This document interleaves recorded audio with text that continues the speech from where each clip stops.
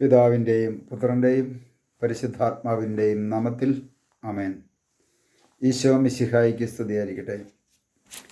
യേശുവിൽ സ്നേഹം നിറഞ്ഞ സഹോദരങ്ങളെ എല്ലാവരെയും ദൈവവചന ധ്യാനത്തിലേക്ക് നമ്മുടെ കർത്താവായ യേശുവിൻ്റെ നാമത്തിൽ സ്വാഗതം ചെയ്യുന്നു. നമ്മുടെ കർത്താവ് ഈശോ മിശിഹ എല്ലാവരെയും സ്വർഗം തുറന്ന് അനുഗ്രഹിക്കട്ടെ എന്ന് പ്രാർത്ഥിക്കുന്നു. പ്രിയ സഹോദരങ്ങളെ, നമുക്ക് കർത്താവിൻ്റെ തിരുവചനം നമുക്ക് ധ്യാനിക്കാം. പരിശുദ്ധാത്മാവ് നമുക്ക് നൽകുന്ന പരിശുദ്ധാത്മാവിൻ്റെ ഫലത്തെക്കുറിച്ച് നമ്മൾ ധ്യാനിക്കുകയായിരുന്നല്ലോ.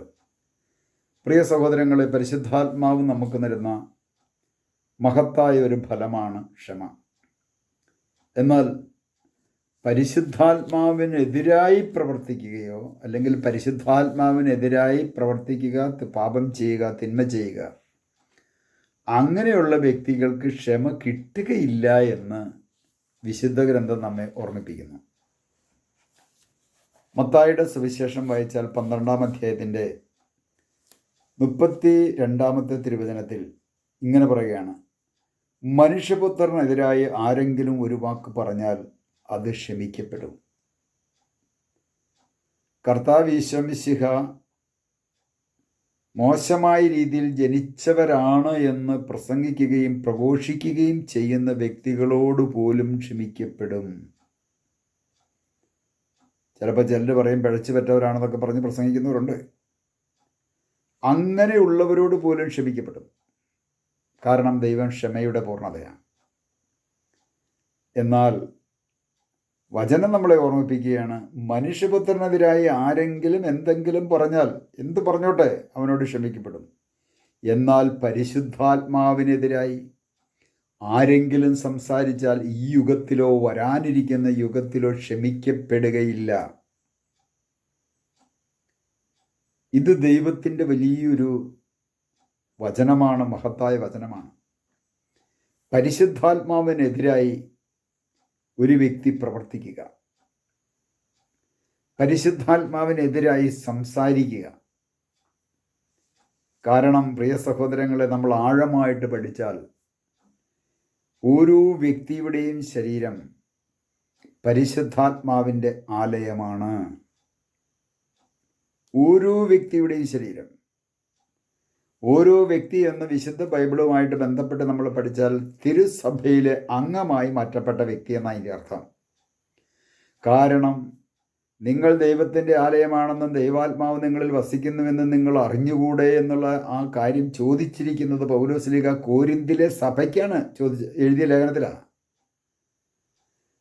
കോരിന്തിലെ സഭ മാമോദിസ സ്വീകരിച്ച്, വിശുദ്ധ കുർബാന സ്വീകരിച്ച്, കൈവെപ്പ് ശുശ്രൂഷയിലൂടെ പരിശുദ്ധാത്മാവിനെ സ്വീകരിച്ച, മൂറോനഭിഷേകം സ്വീകരിച്ച സഭാമക്കളെ നോക്കിക്കൊണ്ടാണ് ദൈവത്തിൻ്റെ പരിശുദ്ധാത്മാവ് പറയുന്നത് നിങ്ങൾ ദൈവത്തിൻ്റെ ആലയമാണ്. സഭയ്ക്ക് പുറത്തുള്ളവരെ നോക്കിക്കൊണ്ടല്ല. ഇന്ന് സഭയ്ക്ക് പുറത്തുള്ളവരൊക്കെ ഇത് പരിശുദ്ധാത്മാവിൻ്റെ ആലയമാണല്ലോ എന്നൊക്കെ പറഞ്ഞുകൊണ്ട് നടക്കാമെന്ന് മാത്രമേ ഉള്ളൂ. അല്ല, വിശുദ്ധ ഗ്രന്ഥം അതാണ് പഠിപ്പിക്കുന്നത്. അപ്പോൾ ഈ പരിശുദ്ധാത്മാവിനെതിരായി പ്രവർത്തിക്കുക എന്ന് പറഞ്ഞാൽ പരിശുദ്ധാത്മാവ് വസിക്കുന്ന ആലയത്തിനെതിരായി പ്രവർത്തിച്ചാൽ, പരിശുദ്ധാത്മാവ് വസിക്കുന്ന തിരുസഭയിലെ അംഗമായ ഒരു വ്യക്തിക്കെതിരെ പ്രവർത്തിച്ചാൽ അതും ക്ഷമിക്കപ്പെടുകയില്ല. ആ പരിശുദ്ധാത്മാവിനെതിരായ, പരിശുദ്ധാത്മാവ് ജീവിക്കുന്ന ഒരു വ്യക്തിയെ കൊന്നാൽ, കൊന്നൊടുക്കിയാൽ അവരോട് എങ്ങനെ ക്ഷമിക്കപ്പെടുന്നത്? ദൈവത്തിൻ്റെ ആത്മാവിനെതിരായിട്ടുള്ള, പരിശുദ്ധാത്മാവിനെതിരായിട്ടുള്ള വലിയൊരു പാപം കൂടിയാണത്. നമ്മൾ ആഴമായിട്ട് പഠിച്ചു കഴിഞ്ഞാൽ മാത്രമേ അത് മനസ്സിലാകുകയുള്ളൂ. അപ്പോൾ ക്ഷമിക്കുന്ന പാപങ്ങളുമുണ്ട്, ക്ഷമിക്കാത്ത പാപങ്ങളും വിശുദ്ധ ബൈബിളിനകത്തുണ്ട്. മനുഷ്യപുത്രനെതിരായിട്ടുള്ളതെല്ലാം ക്ഷമിക്കപ്പെടും. എന്നാൽ പരിശുദ്ധാത്മാവിനെതിരായിട്ടുള്ളത് ക്ഷമിക്കപ്പെടുകയില്ല. മത്തായി 12-ാം അധ്യായത്തിൻ്റെ 31-ാം തിരുവചനത്തിൽ പറയുന്നുണ്ട്. അതുപോലെ തന്നെ പരിശുദ്ധാത്മാവിനെതിരായിട്ടുള്ള പാപം ഈ യുഗത്തിലോ വരാനിരിക്കുന്ന യുഗത്തിലോ ക്ഷമിക്കപ്പെടുകയില്ല. കാരണം ക്ഷമയുടെ ഉറവിടമായ പരിശുദ്ധാത്മാവിനെ നിഷേധിക്കുന്നവന് ക്ഷമയ്ക്ക് അവകാശമില്ല. ക്ഷമയുടെ ഉറവിടമാകുന്ന പരിശുദ്ധാത്മാവിനെ എതിരായി പ്രവർത്തിക്കുന്നവനും അതുപോലെ തന്നെ ആ ക്ഷമയുടെ ഉറവിടം തന്നെയാകുന്ന പരിശുദ്ധാത്മാവിനെതിരായി പ്രവർത്തിക്കുക മാത്രമല്ല, ആ പരിശുദ്ധാത്മാവിനെ അംഗീകരിക്കാത്ത വ്യക്തിക്ക് പോലും ഈ ക്ഷമ അവകാശമായി ലഭിക്കുമില്ല. അതിന് അവകാശമില്ല. ഇത് വളരെ വ്യക്തമായി കർത്താവ് പഠിപ്പിക്കുന്നുണ്ട്. അതുകൊണ്ടാണ് മത്തായിയുടെ സുവിശേഷം 6:15 പറയുന്നത്, മറ്റുള്ളവരോട് നിങ്ങൾ ക്ഷമിക്കുന്നില്ലെങ്കിൽ നിങ്ങളുടെ പിതാവ് നിങ്ങളോടും ക്ഷമിക്കുകയില്ല. മറ്റുള്ളവരോട് നിങ്ങൾ ക്ഷമിക്കണം. ഈ മറ്റുള്ളവരാരാ? സഭാമക്കളാ. ആദ്യ സഭാമക്കളാ. ക്രിസ്തുവിൻ്റെ ശരീരത്തിലെ അവയവങ്ങളാണ് സഭയിലെ ഓരോ മക്കളും. ക്രിസ്തുവിൻ്റെ ശരീരത്തിൻ്റെ ഭാഗമാണ്. യേശു ക്രിസ്തുവാകുന്ന മുന്തിരിച്ചെടിയിലെ അവയവങ്ങളാണ് ഓരോരുത്തരും. ഒലിവിൻ്റെ മുളയായ നമ്മെ ഓരോരുത്തരെയും അവിടുന്ന് എന്ത് ചെയ്യുന്നു? മുറിച്ചെടുത്ത് നാട്ടൊലിവ് തന്നെയാകുന്ന നമ്മുടെ കർത്താവ് ഈശോ മിശിഹായുടെ ശരീരത്തിൽ കൂദാശകളിലൂടെ ഒട്ടിച്ചേർത്ത് ജീവിക്കുന്ന തിരുസഭയിലെ ഓരോ മക്കളോടും ക്ഷമിക്കണം.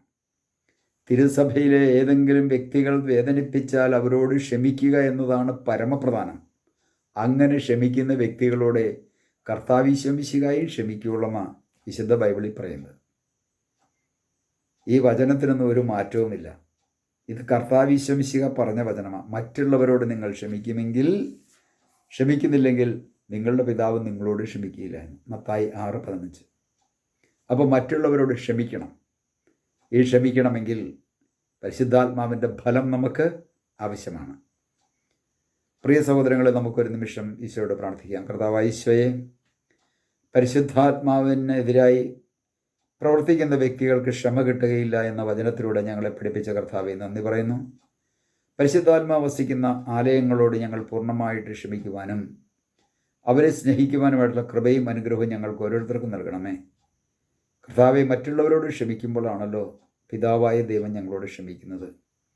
മറ്റുള്ളവരോട് ക്ഷമിക്കുവാൻ പരിശുദ്ധാത്മാവായ ദൈവമേ, അവിടുത്തെ ക്ഷമയാകുന്ന ഫലം കൊണ്ട് ഞങ്ങളെ ഓരോരുത്തരെയും നിറച്ച് അനുഗ്രഹിക്കണമേ.